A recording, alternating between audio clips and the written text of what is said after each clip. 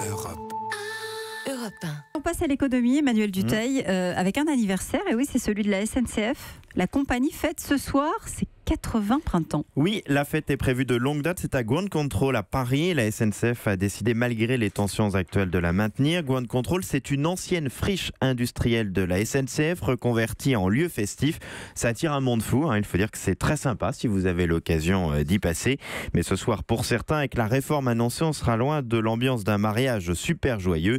La fête aura au contraire un goût amer. Le syndicat Sudrail, lui, a prévu de manifester aux alentours. Mais les salariés de l'entreprise peuvent être rassurés par un point.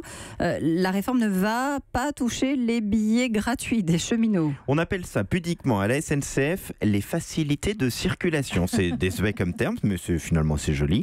Comme le rappellent ce matin les Échos, les cheminots en poste ou retraités peuvent voyager gratuitement sur l'ensemble du réseau. Et cet avantage concerne toute la famille. Enfants, parents, conjoints et même beaux-parents du conjoint ont des billets gratuits ou en tout cas à tarif très réduit. Et cet avantage va donc être gardé. Si je résume un peu, certains disent en interne, ça aurait été le combat de trop. Les cheminots sont trop attachés à ces facilités. Mais la SNCF, Emmanuel, va bien devoir faire des économies en interne. En effet, cette réforme comporte plusieurs étages. Il y a tout ce qui dépend du gouvernement, parce que ça doit passer par la loi, comme la fin du statut, comme le passage en société nationale ou encore l'ouverture à la concurrence.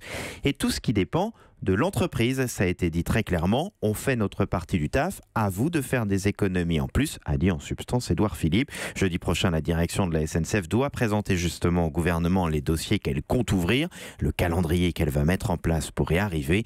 Tout doit être finalisé le 1er juillet, a rappelé en fin de semaine dernière Guillaume Pépi, le patron de la SNCF. C'était devant l'Association des journalistes économiques et financiers. Et quels sont ces efforts qui doivent être réalisés par la SNCF concrètement ? Eh bien, comment elle peut accélérer, par exemple, sur le digital pour faire des économies, comment elle peut se simplifier pour être plus agile. Un exemple, la SNCF est l'un des gros acheteurs en France, elle peut sûrement être plus efficace en la matière. Comment elle peut aussi miser sur de nouveaux métiers, etc. Ce travail qui peut paraître facile est tentaculaire, mais il est indispensable. Sans ces gros efforts, l'État ne réduira pas la dette de l'entreprise et cette dette, c'est vraiment son autre boulet. D'ici là, bon anniversaire. Comme vous dites. Avant de passer à la télé, juste une petite rectification. On a donné une date de 2013 pour Xi Jinping. Évidemment, c'est 2023. Le droit à un camp de rééducation par le travail. Exactement. Europe